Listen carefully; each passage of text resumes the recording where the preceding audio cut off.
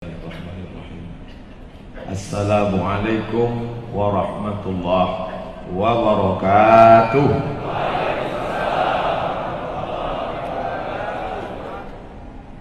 Alhamdulillah, wassalatu wassalamu ala rasulillah Sayyidina wa maulana Muhammad ibni Abdullah wa ala alihi wa sahbihi wa man tabi'ahu wa mawala.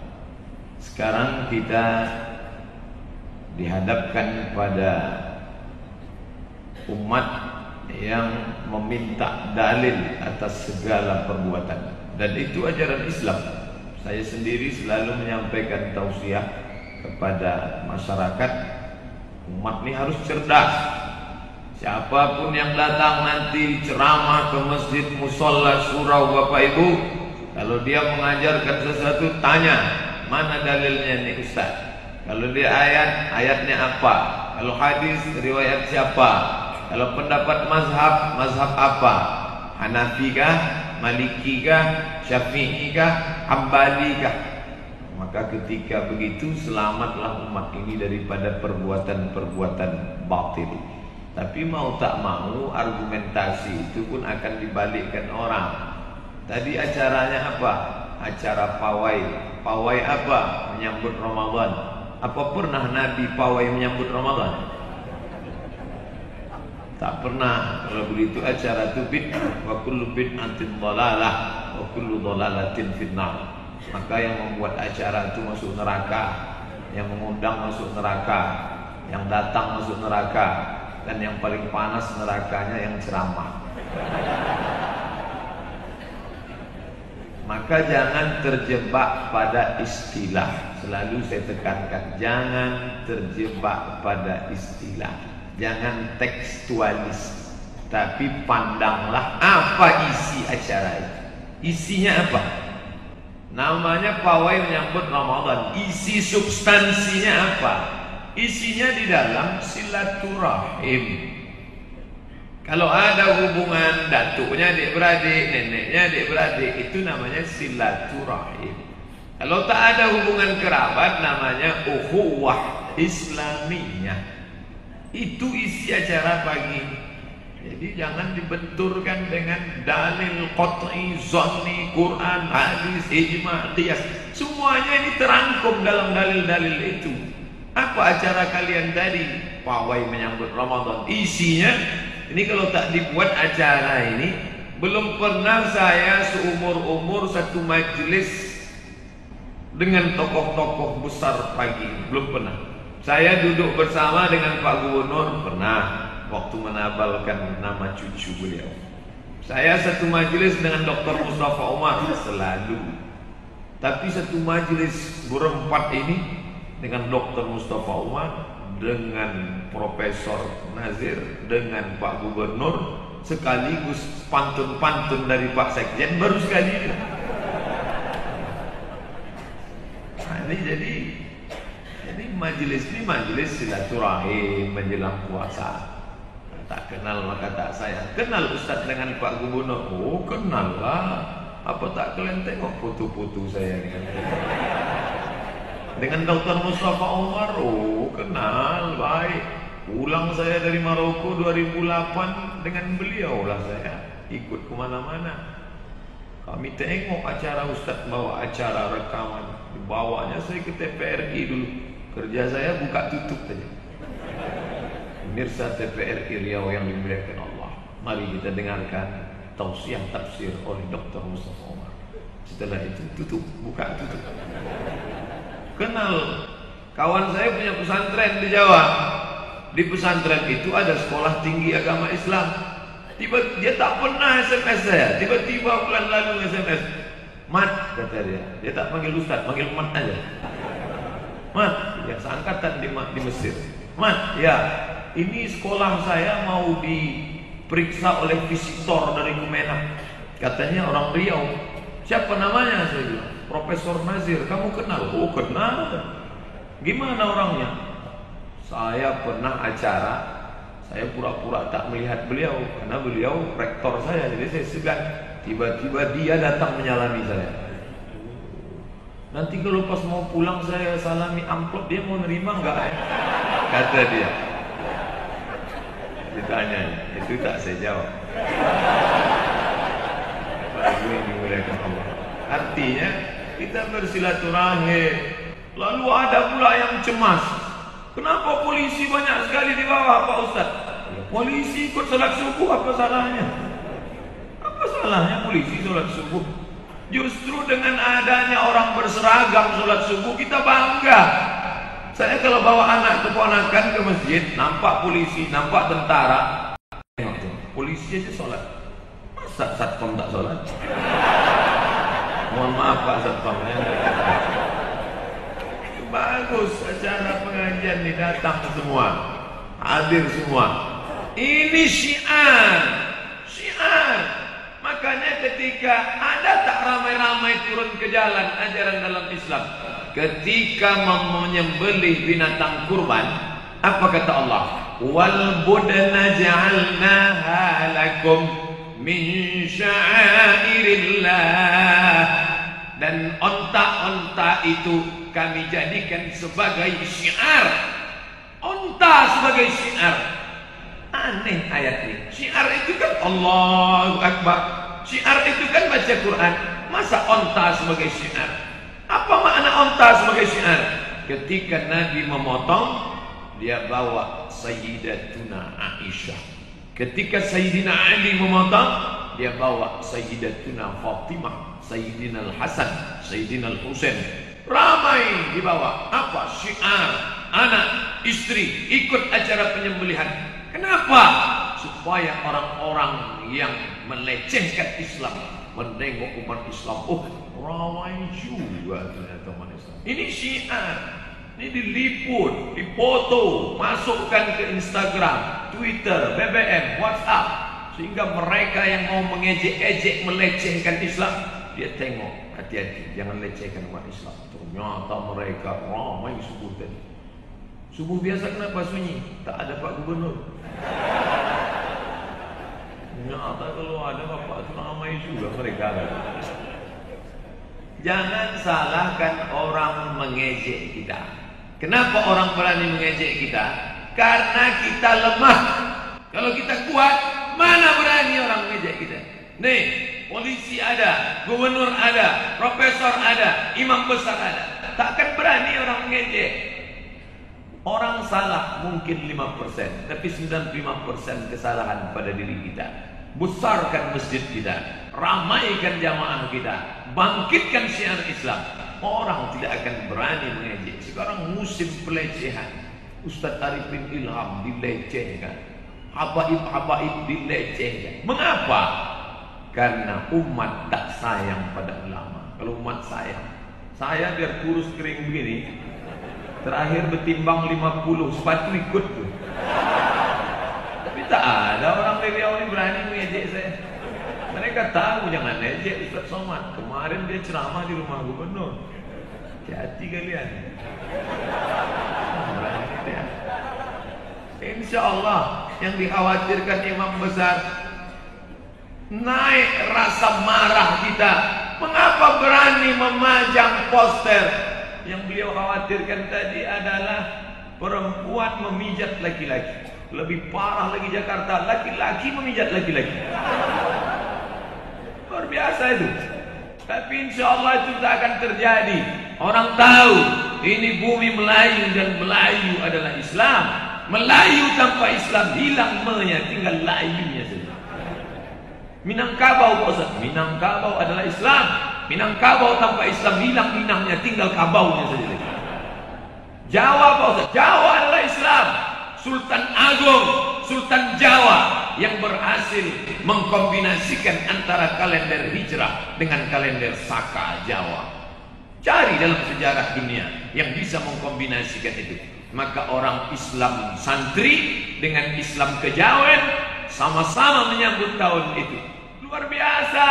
Kerajaan Demak yang sebelumnya ada buah maja yang sangat pahit, maka disebut dia Majapahit. Sampai ke Riau manisnya minta ampun, bolu ke maja. Jadi kalau sudah cerita Islam itu yang akan kita bawa mati. Kerajaan Demak Islam. Sultan Tidore, Islam. Apa yang diteriakkan Bung Tomo di Surabaya, Allahu Akbar. Negeri ini merdeka kata Islam. Oleh sebab itu tertulis di sila pertama, ketuhanan yang Maha Esa. Yang dimaksud itu Tuhan yang mana? Tuhan kayu, Tuhan batu, Tuhan lembu, atau Tuhan hantu? Tuhan mana yang dimaksud dalam ketuhanan yang Maha Esa? Itu teksnya. Tafsirnya mana? Tafsirnya pembukaan Undang-Undang Dasar 1945. Di situ dituliskan secara tekstual dan nyata. Tuhan mana yang dimaksud? Atas berkat rahmat Allah yang Maha Kuasa dan keinginan luhur bangsa Indonesia. Jadi yang khawatir belakangan ini aja yang khawatir NKRI harga mati, tapi gambarnya Ahok. Ini kan tak nyambung. Jaga sembung bawa golok. Kenapa gambar Ahok? Bisa juga saya berpantun kan? Cerita NKRI tak perlu orang Riau ini digurui. Kalau datang nanti orang dari Jakarta kemari, yang akan saya sampaikan, mari cinta NKRI. Tak ada yang lebih cinta dari NKRI daripada orang Riau. Loh, kok Ustaz ngomongnya begitu? Sultan Syarif Kasim menyerahkan 13 juta gulden ke bangsa ini untuk membantu perjuangan. Orang Aceh itu paling cinta NKRI. Apa dia berikan? Mereka cabut emas. Orang Aceh mencabut emas bukan cincin, bukan subang, bukan anting, bukan gelang. Gigi nenek mereka. Saking kan cintanya mereka untuk membeli pesawat Saulawah. Orang Aceh paling cinta. Pulau Sumatera ini paling cinta kepada NKRI. Memperjuangkan. Teriakan Imam Bonjol dari Bonjol Sumatera Barat, teriakan Tengku Umar, diserahkannya. Datang dia ke Yogyakarta. Kata ada yang lebih cinta setelah merdeka. Hasil bumi mana yang paling besar? Saya diundang acara MTQ Chevron. 7 Chevron, 5 hanya di Riau, 2 itu yang di luar Riau. 1 Jakarta, itu pun kantor cuma. Yang 1 lagi adalah Kalimantan Barat. Yang lain itu Riau semua. Duri, Dumai, Minas, Kandis, dari Riau semua. Minyak terbesar, minyak tertinggi kualitas dunia. Minyak mana? Minyak Minas, minyak Riau. Tapi kita dengan senang hati, biarlah ini diambil, kami mendapatkan sedikit pun tak apa. Kenapa? Cinta NKRI. Memang agak sulit membedakan antara ridho dengan takut itu biasanya. Tapi yang jelas kita tak pernah mengatakan ingin memisahkan diri. Yang mau memisahkan itu siapa? Begitu diumumkan hari ini, dasar negara kita adalah Pancasila. 1. Ketuhanan dengan kewajiban menjalankan syariat Islam bagi pemeluknya. 7 kata. Siapa yang pertama kali menolak? Orang Riau menolak? Orang Aceh menolak? Tidak. Yang menolak dari timur sana. Padahal panitia penyusun ini sudah tanya sama AA Maramis. Hai AA Maramis, ya, keberatankah ente dengan 7 kata ini? Apa kata Maramis? 200% kami tidak keberatan. Karena yang menjalankan syariat itu kan kalian. Kami Katolik dan Protestan tidak terganggu dengan itu. AA Maramis mengaku itu. Tapi siapa? Kalau tidak dibuang 7 kata, kami akan merdeka. Jangan katakan Riau mau merdeka, jangan katakan Aceh mau merdeka. Dari timur Indonesia dibantu Jepang, kalau kalian tak buang 7 kata, kami mau merdeka. Pengkhianat pertama bangsa ini. Lalu setelah itu barulah umat Islam yang lemah ini. Oke lah, kalau kalian takut dengan 7 kata ini, mungkin kalian belum paham. Kata Presiden Soekarno, robah aja. Nanti belakangan setelah, karena ini ancaman kita banyak. Belanda merongrong, Jepang mengganyang, ditambah lagi menikam dari dalam, menggunting dalam lipatan, menjegal kawan seiring, musuh dalam selimut. Di situ ingin merdeka, di situ pula dia ingin memisahkan diri. Siapa pengkhianat pertama? Akhirnya umat Islam mengalah mundur selangkah. Kalau gitu kita hilangkan kata syariat itu. Kata syariat menangis kasman singo di mejo. bengkak biji matanya karena 7 kata ini. Bapak Ibu yang dimuliakan Allah Subhanahu wa taala, andai 7 kata itu ada, ketuhanan yang maha, ketuhanan dengan kewajiban menjalankan syariat bagi pemeluknya, maka takkan ada itu homoseksual yang menghantui anak-anak kita. Kenapa? Karena dalam hadis jelas, man wajadtumuhu ya'malu amala qaumi Lut.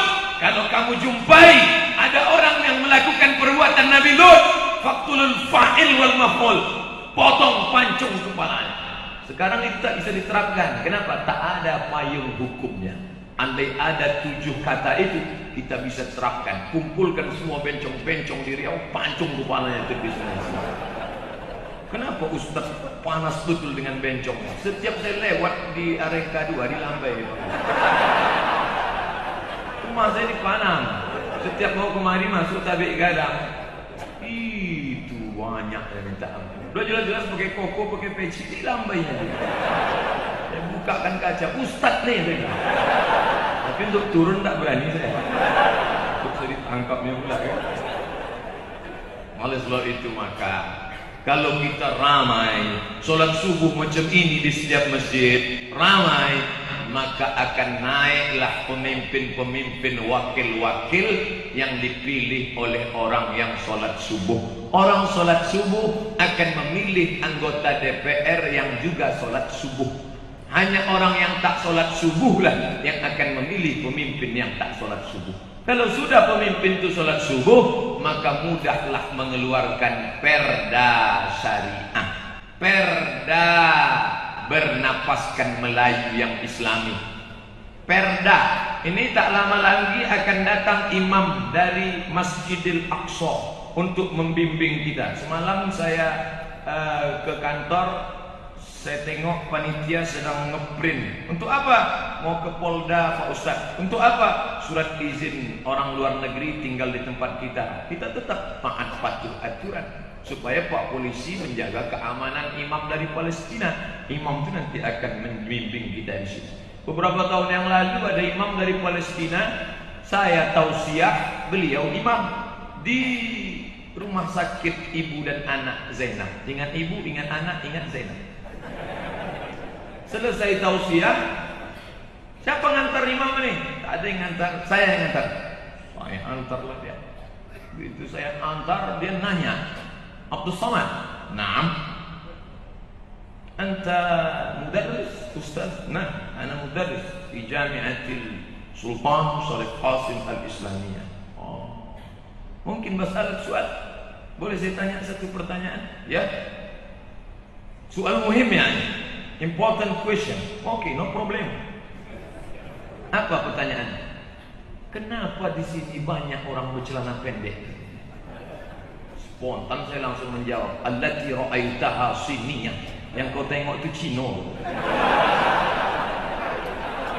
Membela martabat ini. Yang saya bela ini martabat bumi Melayu. Walaupun dalam hati saya, ya Allah, gak bohong. Bulan puasa pula tuh. Ini tak akan terjadi kalau ada perda. Perda bumi Melayu, tak boleh bercelana pendek. Siapa yang mengeluarkan perda? Pemimpin. Siapa yang mengangkat pemimpin anggota legislatif? Kita. Maka kalau setiap masjid begini ramainya, itu yang akan memilih DPR, DPRD, maka keluar perda-perda syariah. Maka MUI tak lagi diundangnya sekedar baca, buka, tutup doa. LAM akan bekerja sama. Lembaga adat Melayu tak lagi mengurus masalah keris kecucuk ke bawah, lentang ke atas. Tak lagi hanya mengurus masalah kain songket di atas lutut apa di bawah lutut, bajunya dan songket apa di luar songket, tapi sudah bercerita bagaimana adat bersandi syarat bersendi kitabullah. Bicara tentang Islam. Apapun perusahaan asing yang masuk ke Riau, dia mesti ikut aturan. Di mana bumi dia pijak, di situ langit dia junjung. Perusahaan Thailand, rumah makan, perusahaan Jepang, ikut kemari. Jangan pakai khamar. Yang sampai anak umat Islam dikotori otaknya dengan minum khamar, gara-gara masuk khamar ke dalam cuka makanannya. Tapi orang tak tahu, orang tak peduli lagi label halal. Kenapa? Karena tak ada implikasi hukum. Itu haram tuh. Dari fatwakan ini itu haram. Makin diharamkannya makin enak kok Ustaz. Orang mengejek. Tapi kalau ada implikasi hukum, itu imam-imam dari Palestina itu tak bisa dia makan sarapan macam kita. Mereka tak biasa makan santan, pedas tak bisa. Kita makan lontong sayur, nasi uduk masuk semua. Mereka tak bisa. Dicobanya makan lontong sayur mencret 2 hari. Makanan mereka itu adalah tepung gandum. Tepung gandum yang paling enak di Pekanbaru ini tepung gandum yang datang dari Belanda. Memanglah kita ini terlalu lama dijajah Belanda, sampai membuat tepung gandum pun tak pandai. Akhirnya imam ini pun mau membeli tepung gandum made in Belanda. Begitu dia mau masuk ke dalam, ups, tak jadi. Kenapa tak jadi beli? Kata dia, saya tak bisa masuk ke dalam karena penjaganya pakai rok pendek. Dia takut hafalan Qurannya hilang. Mereka 1 malam di sini tegak 1 juz. Kalau sampai dia tengok itu hilang 2 juz. Maka lebih baik tak makan roti gandum daripada menengok rok pendek. Datang Ustaz Abdul Somad masuk aja dia bilang, Ustaz Somad tak takut hafalannya hilang. Memang udah tak bersisa lagi. Kita senang. SDIT, SMPIT, SMAIT, 1 tahun hafalan 1 juz, tamat SMP 3 juz. Semalam pagi saya diundang di SDIT Al-Fityah. SDIT Al-Fityah, SMPIT, Islamic Boarding School, Ihsan. Bangga kita. Ada sekolah Al-Ulum, ada sekolah Al-Azhar Sifabudi yang anak-anaknya setiap Sabtu subuh datang kemari. Bangga kita. Tapi jangan lupa, hafalan anak-anak kita ini hilang gara-gara ini. Ini tak bisa lewat ceramah. Tak mungkin saya masuk ke mall itu Assalamualaikum warahmatullah. Tak mungkin. Ini lewat perda syariah. Yang Ustaz bicarakan ini munculnya kapan? Ke depan. Puasa ini baik, tapi puasa yang baik ini akan dirusak oleh siapa? Oleh orang-orang yang berani karena melihat kita lemah. Tunjukkan kita kuat. Islam tidak anti dengan minoritas. Islam menghormati keberagaman. Di Madinah ada Yahudi Bani Nadir, ada Yahudi Bani Quraizah, ada Yahudi Bani Qainuqa, ada Yahudi Khaybar. Nabi tidak bawa pedang panjang. Siapa yang tak Islam, pancung kepalanya. Tidak. Maka muncullah yang disebut dengan muahadah. Diterjemahkan dalam bahasa kita, piagam Madinah. Kesepakatan MOU, Memorandum of Understanding antara Muslim dan non-Muslim. Kalau kalian menghormati kami, kami pun juga akan segan kepada kalian. Anda sopan, kami segan. Kan begitu ditulis-tulis di dinding kamar mandi. Bapak Ibu yang dimuliakan Allah Subhanahu wa taala, maka kita jaga keberagaman ini. Wa a'iddu lahum mastata'tum min quwwah. Supaya orang lain macam sama kalian, maka siapkan kuat, kekuatan. Ribatil khail, tali kekang kuda.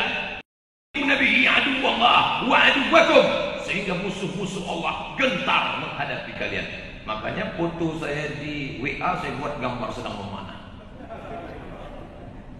Buat gambar memanah, habis itu di ujungnya saya buat anak panah. Di bawah saya ada gambar Robin Hood dengan Kevin Costner. Wah, jemaah nanya, Ustaz, pandai yang mana? Padahal sekali aja. Itu pun tak pula kena.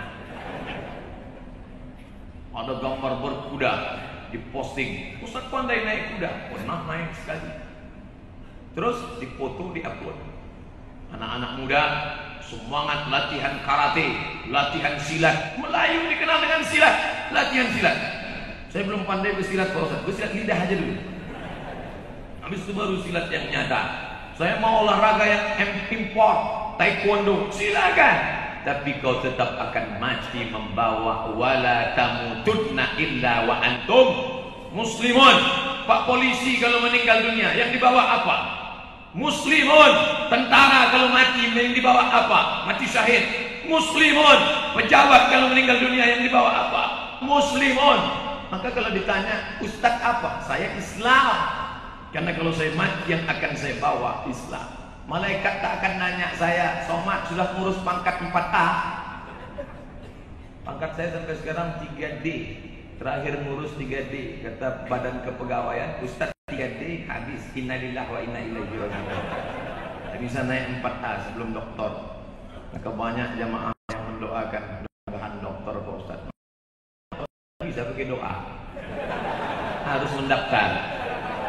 Bapak Ibu yang dimuliakan Allah Subhanahu wa taala. Maka lebih kurang 30 menit sudah sampaikan tausiah. Masuk sekarang waktu syuruk. Syuruk jam 6:06 tambah 12 6:18 sudah masuk. Maka alangkah indahnya sebelum kita turun pawai salat sunat isyraq 2 rakaat. Bagi yang pakai usolli sunnatal isyraq rakaatain lillahi taala. Bagi yang tidak pakai usolli dalam hati saja sah. Itu yang dapat saya sampaikan. Kesimpulannya Pak Ustaz, simpulkanlah sendiri. Insyaallah baik semuanya. Mohon maaf banyak cakap tak berkenan di hati. Kenapa pagi ini suara Ustaz kuat betul menggelegar? Belum sarapan. Negeri ini merdeka karena teriakan Allahu Akbar. Kita merdeka 9 Ramadan bertepatan 17 Agustus 1945. Yang berteriak itu Presiden Soekarno, Bung Hatta, Haji Agus Salim, Bung Tomo berteriak Allahu Akbar. Itu yang membuat Belanda lari pontang-panting, tunggang langgang, lintang tukang. Kenapa? Yang berteriak itu dalam keadaan lapar. Kalau orang kenyang tak bisa dia berteriak Allahu Akbar. Terima kasih. Wassalamualaikum warahmatullahi wabarakatuh.